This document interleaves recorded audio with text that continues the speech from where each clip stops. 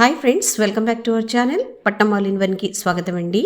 Last క్లాస్లో మనము చందు గురించి మాట్లాడుకుంటున్నప్పుడు చందును ఏమంటాము, చందుకు ఉండేటువంటి మరొక పేరేంటి, ఆ పేరు ఎట్లా వచ్చింది, లేదా చందుని మనకు మొదటిసారి ఎవరు పరిచయం చేశారు, చందు యొక్క ప్రస్తావన మొట్టమొదటిసారిగా ఎక్కడ కనిపించింది, అట్లాగే చందును ఇంకా ఏమంటారు, ఇలా అనేకమైనటువంటి విషయాలతో పాటు చందుకే అంగ్ అంటే చందులోని భాగాలు, వాటి పేర్లు తెలుసుకున్నాం కదా.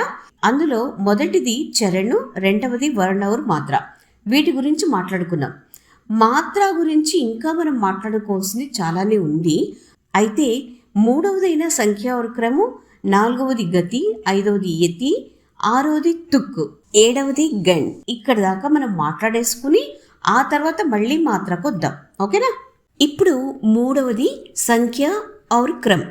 సో ఇక్కడ రాసాను చూడండి, मात्राओं और वर्णों की गिनती को संख्या कहते हैं और कहाँ लघु हो और कहाँ गुरु हो, वर्णों के इस स्थिति क्रम को ही क्रम कहते हैं. అంటే ఒక చరణంలో ఎన్ని మాత్రలు ఉన్నాయి, ఎన్ని వర్ణులు ఉన్నాయి అని మనం లెక్కిస్తాం కదా. మాత్రా ఛందులో అయితే మాత్రలను లెక్కిస్తాం, అలాగే వర్ణిక ఛందులో అయితే వర్ణులను అంటే అక్షరాలను లెక్కిస్తాం. సో అట్లా లెక్కించేదాన్ని, ఆ నెంబర్ని మనము సంఖ్య అని అంటాం. క్రమ్ అంటే లఘు ఎక్కడ పెట్టాలి, గురువు ఎక్కడ పెట్టాలి, వీటికి సంబంధించినటువంటి నియమాలను మనం లాస్ట్ టైం చెప్పుకున్నాం. సో ఆ నియమాల ప్రకారము లఘు గురుల స్థానాన్ని మనము నిర్ధారించేటువంటి ఈ పద్ధతి ఏదైతే ఉందో దాన్ని క్రమ్ అని అంటాం. అంటే సంయుక్త వర్ణు వచ్చినప్పుడు దానికి ముందు ఉండేటువంటి అక్షరము గురువుగా మారుతుంది, ఈవెందో అది లఘువైనా గురువుగా మారుతుంది అని లాస్ట్ టైం చెప్పుకున్నాం. ఒకవేళ పదం స్టార్టింగ్లోని సంయుక్త వర్ణు వస్తే మొదటగా సగం వచ్చినటువంటి వర్ణం ఏదైతే ఉందో అది కౌంట్ చెయ్యము, అది ఎగిరిపోతుంది అని చెప్పాను. ఉదాహరణకు వ్యథ అన్న పదం చూపించాను మీకు లాస్ట్ టైం కదా. సో అట్లాగనమాట. అంటే ఇక్కడ కొన్ని నియమాలు ఉంటాయి, ఎక్కడ గురువు పెట్టాలి, ఎక్కడ లఘు పెట్టాలి అని. సో ఆ నియమాల పద్ధతి ఏదైతే ఉందో, గురు లఘుల స్థానాన్ని నిర్ధారించేటువంటి విధానం ఏదైతే ఉందో దాన్ని మనము క్రమ్ అని అంటాం. నెక్స్ట్ నాలుగవది గతి.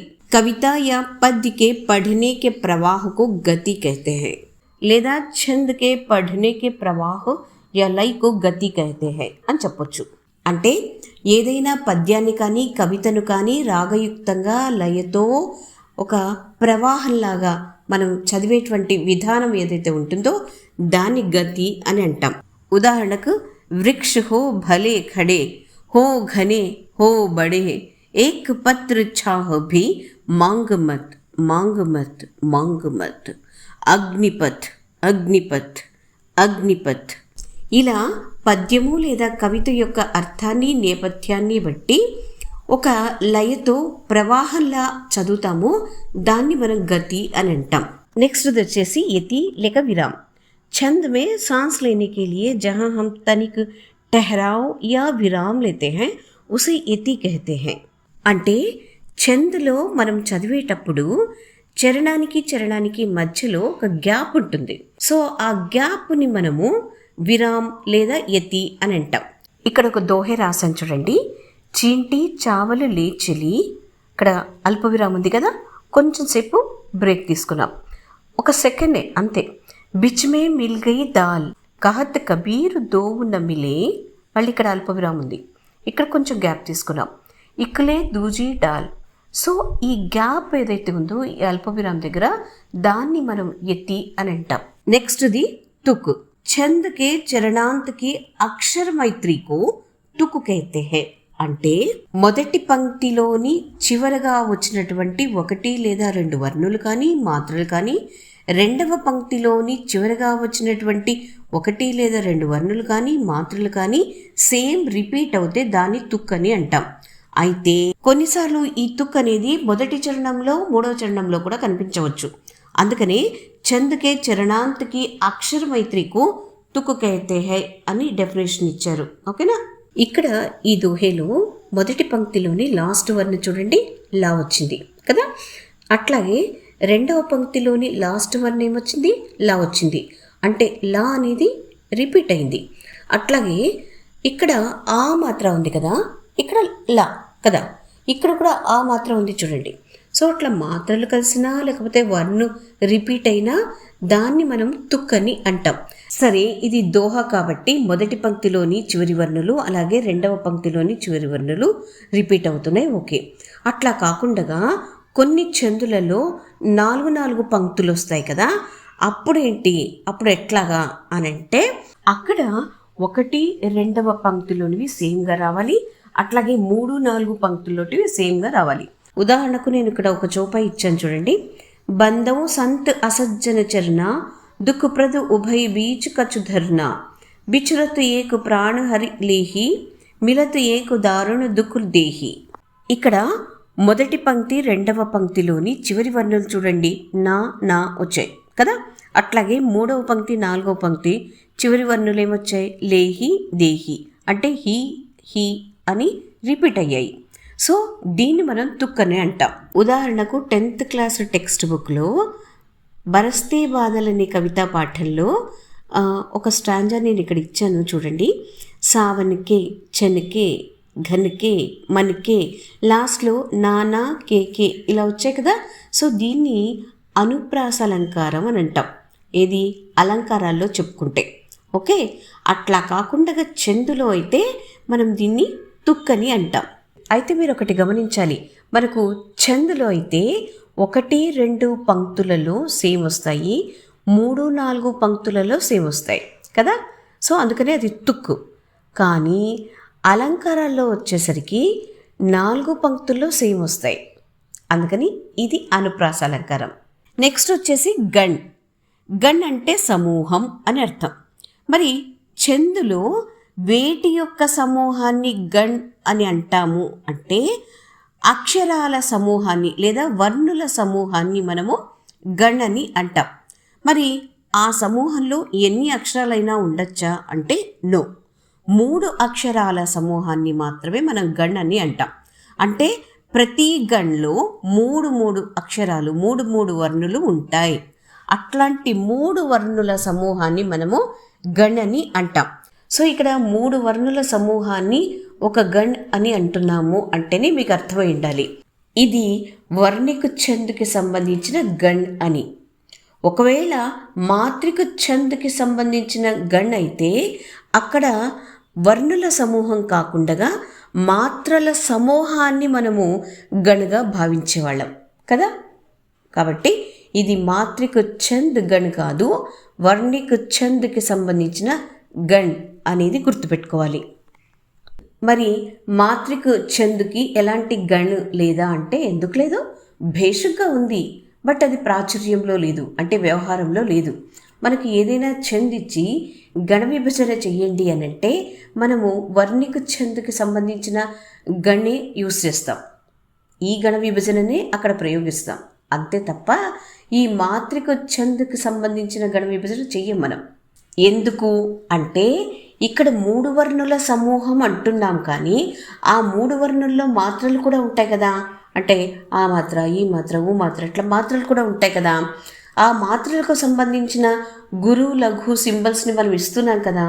అట్లా ఇచ్చినప్పుడు మళ్ళీ ప్రత్యేకించి మాత్రిక ఛంద్ గణ విభజన అని సపరేట్గా ఎందుకు దాన్ని యూజ్ చేయాలి అని అనుకున్నారు ఏమో వ్యాకరణవేత్తలు, నాకైతే తెలీదు. మీకు ఎవరికైనా తెలిస్తే కమెంట్ సెక్షన్లో రాయండి ప్లీజ్. మరి ఈ గణ్ అనేది ఎన్ని రకాలుగా ఉంది అంటే 8 రకాలు.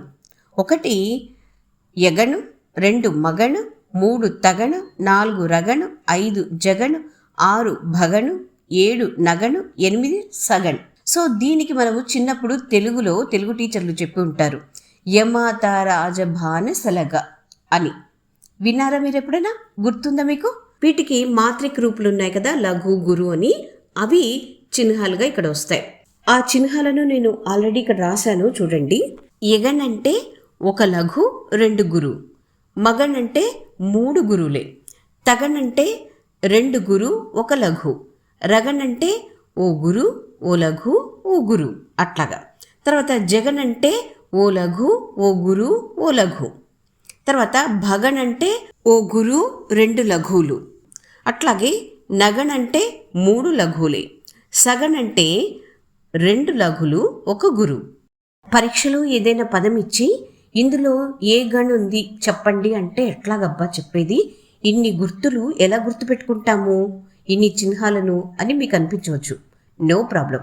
మనకు చిన్నప్పుడు తెలుగు టీచర్లు ఈ ఛందస్సులో ఒక సూత్రం చెప్పింటారు, యమాత రాజభాన సలగా అని కదా. ఆ సూత్రాన్ని మీరు ఇక్కడ రాసేసుకోండి.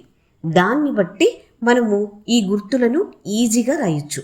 అదేలాగా ఇప్పుడు నేను రాస్తాను చూడండి.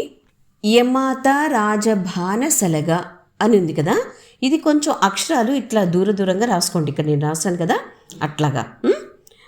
అట్లా రాసుకుంటే మనకు గణ విభజన చేయడం ఈజీ అవుతుంది. అట్లాగా యా ఉంది కదా ఫస్ట్. యా అంటే అర్థం ఏంటి, యగణ్ రాసేసేయండి ఇక్కడ యగణ్ అని. సో 3 అక్షరాలు 3 వర్ణుల సమూహాన్ని ఒక గణ్ అని అంటాం కదా. అట్లా యా ఒకటి, మా ఒకటి, తా ఒకటి, ఈ మూడింటిని కలిపి ఒక గణ్ కదా. అట్లా అన్నప్పుడు యా అనేది లఘునా గురునా, లఘునే కదా. అట్లాగా మా ఉంది గురు, తా ఉంది గురు రాసేసేయండి. ఇప్పుడు నెక్స్ట్ అక్షరం ఏది, మా. మా అంటే మగణ్ రాసేసేయండి, మగణ్. ఆ తర్వాత మా నుంచి మళ్ళీ 3 అక్షరాలు లెక్క పెట్టుకోవాలి. ఏది, మా తా రా. ఓకే. సో మా అనేది దీర్ఘుంది కదా, గురు. అట్లాగే తా కూడా దీర్ఘుంది, గురు. అట్లాగే రా కూడా దీర్ఘుంది, గురు. సో 3 గురువులు వచ్చేసాయి. మళ్ళీ నెక్స్ట్ వర్ణ ఏంటి, తా కదా. తా నుంచి మళ్ళీ 3 అక్షరాలు, తా రా జా అట్లా తీసుకోవాలి. తా అంటే తగణ్ రాసేసేయండి. తాకు దీర్ఘం ఉంది కదా, ఇది గురువునే కదా, గురు రాసేసేయండి. రాకు కూడా దీర్ఘం ఉంది, గురువునే. మళ్ళీ జా ఉంది, అది లఘు రాసేసేయండి. అంటే 2 గురువులు, ఒక లఘు వచ్చింది. తర్వాత నెక్స్ట్ వర్ణ ఏంటి, రా అంటే రగణ్ రాసేసేయండి. రా జ భా ఇలా రావాలి. రా అనేది గురువు కదా రాసేసేయండి. జ అనేది లఘు, భా మళ్ళీ గురువునే అట్లా. తర్వాత మళ్ళీ జా నుండి జా భా నా ఇది రావాలి, ఈ 3 అక్షరాలు కదా. జా అంటే జగన్ రాసేసేయండి. జా లఘు కాబట్టి లఘు, భా గురు కాబట్టి గురు, నా లఘునే. ఓకే, అట్లా పెట్టేసేయండి. ఇప్పుడు జా తర్వాత మళ్ళీ భా ఉంది. భా అంటే భగణ్ అని అర్థం, భగణ్ రాసేసేయండి. భా నుండి 3 అక్షరాలు, భా న స. సో భా అంటే గురు, నా అంటే లఘు, స అంటే కూడా లఘునే. సో ఒక గురు, ఒక లఘు, ఒక లఘు అట్లా వచ్చాయి కదా. సో నెక్స్ట్ వర్ణ ఏంటి, నా. నా అంటే నగణ్ రాసేసేయండి. నా నుండి మళ్ళీ 3 అక్షరాలు. ఓకే, నా స ల అట్లాగా. సో నా అనేది లఘు, స అనేది కూడా లఘునే, లా అనేది కూడా లఘునే. ఓకే, తర్వాత నెక్స్ట్ వర్ణ ఏంటి, స. స అంటే సగణ్. సా నుండి మళ్ళీ 3 అక్షరాలు, సా లా గా. ఓకే, స అంటే లఘు, లా అంటే లఘు, గా అంటే గురు. సో అట్లాగా ఇందాక నేను గణాలు వాటిలో ఉండేటువంటి గురు లఘుల టేబుల్ ఒకటి చూపించాను కదా, అది ఇప్పుడు గుర్తించినటువంటి గణాలలోని గురు లఘువులలో ఏమైనా తేడాలు ఉన్నాయా చూడండి. ఉండవు. ఎందుకంటే అది మనం ఒక సూత్రం ప్రకారం చేసాం, అప్పుడు తప్పులు ఉండనే ఉండవు. లాస్ట్ టైం నాకు ఒకరు ఒక కామెంట్ పెట్టారు, రా మాత్ర వస్తే లఘువా గురువా మేడం అని అడిగారు. సో దానికి సంబంధించి ఇక్కడ నేను ఒక పదం రాశాను చూడండి. ఇప్పుడు సత్య అన్న పదం ఉందండి. ఇక్కడ తా యా అనేది సంయుక్త వర్ణం కదా. సో తా కంటే ముందు స అనే అక్షరము ఉంది, వర్ణం ఉంది కదా. సో అందుకని ఇది సా లఘు అయినా గురువుగా మారుతుంది, ఎందుకంటే ఈ తా వచ్చి ఇక్కడ యాడ్ అవుతుంది, ఇది గురువు అవుతుంది. ఓకే, అట్లా కాకుండా సంయుక్త వర్ణాలు మధ్యలో కాకుండా స్టార్టింగ్లోనే వచ్చాయనుకోండి. ఉదాహరణకు వ్యథ అన్న పదం తీసుకుందాం అనుకోండి. ఇప్పుడు వా యా అనేది సంయుక్త వర్ణాలు కదా, వా ముందొచ్చింది. సో దీన్ని, ఈ సంయుక్త వర్ణాన్ని మనము వర్ణ విచ్ఛేదం చేద్దాం. ఫస్ట్ వా వచ్చింది కదా, వా రాసా, వా కింద హల్లిచ్చా. తర్వాత యా ఉంది, యా కింద హల్లిచ్చా, దాంట్లో నుంచి స్వర్ పక్కన రాసా ఆ కదా. సో ఈ వాకి యాకి ఎన్ని స్వరాలు ఉన్నాయి, ఒకే స్వరే కదా. సో అప్పుడేమవుతుంది, ఈ వా ముందు వెళ్ళిపోతుంది, దీనికి కౌంట్ చేయము, యాని మాత్రం కౌంట్ చేస్తాం. అప్పుడు యా అనేది గురువా లఘువా? లఘువే కదా అది. సో లఘు ఇచ్చేస్తాం ఇక్కడ. అట్లాగే తా ఉంది నెక్స్ట్. ఇది గురువా లఘువా? గురువే కదా, అది గురువు ఇచ్చేసేయాలి అట్లా అనమాట. ఇదే పద్ధతే మనకు రామాత్ర వచ్చినా కూడా సేమ్ మెథడ్ ఇదే. ఓకే, ఉదాహరణకు ఇక్కడ నేను ప్రథమ్ అన్న పదం రాశా. సో దీనిలో ప్రా అనేది సంయుక్త వర్ణం కదా, అంటే సంయుక్త వర్ణ అనేది స్టార్టింగ్లోనే వచ్చింది. సో ఈ ప్రాని మనము వర్ణ విచ్ఛేద చేద్దాం. పా రాసా, పా కింద హలిచ్చా, రా ఉంది, రా కింద హలిచ్చా. అట్లాగే దీంట్లో స్వరం ఉంటుంది కదా, ఏది ఆ, అది రాశా. ఇప్పుడు ఈ పాకి రాకి కలిపి ఎన్ని స్వరాలు ఉన్నాయండి? ఆ ఒకటే కదా. సో ఈ పా అనేది ఎగిరిపోతుంది, రాక మాత్రమే ఆ మిగులుతుంది. సో ఇక్కడ ఒకటే స్వరం ఉంది కాబట్టి అది కూడా ఆ అనే లఘు స్వరం కాబట్టి లఘు ఇచ్చేసాం. థా అనేది కూడా లఘునే కదా, లఘు ఇచ్చాం. మా అనేది లఘునే, లఘు ఇచ్చాం. అట్లాగనమాట. సో ఇక్కడ రా మాత్ర అనేది 15 రూపంలో వచ్చింది. అట్లా కాకుండా రేఫ్ రూపంలో కూడా వస్తుంది అనుకోండి. ఉదాహరణకు కర్మ అనే పదం రాశా. సో రా మా అనేది సంయుక్త వర్ణం కదా. సో రా కంటే ముందు కా అనే వర్ణం ఉంది కదా.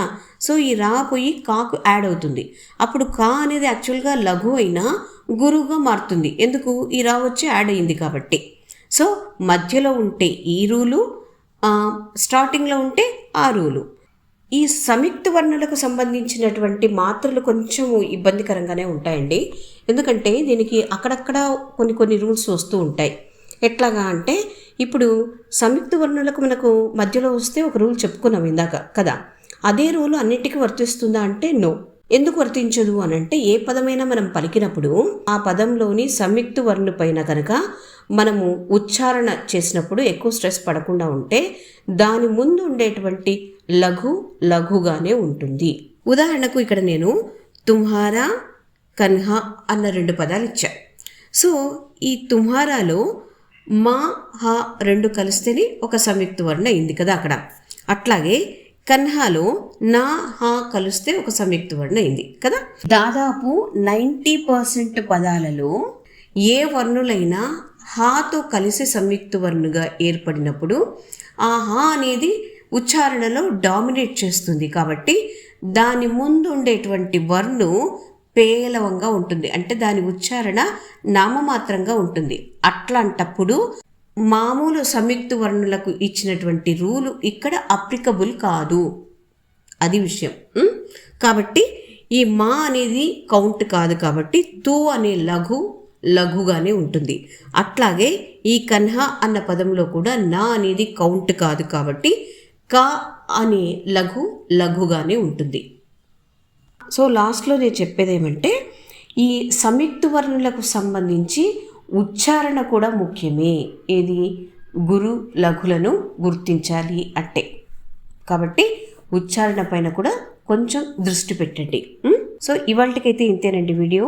నెక్స్ట్ వీడియోలో మనము మాత్రిక ఛంద్ గురించి మాట్లాడుకుందాము. మాత్రిక ఛందులో ఏవేవి వస్తాయి, వాటి నియమాలేంటి అన్ని వివరంగా అక్కడ మాట్లాడుకుందాం.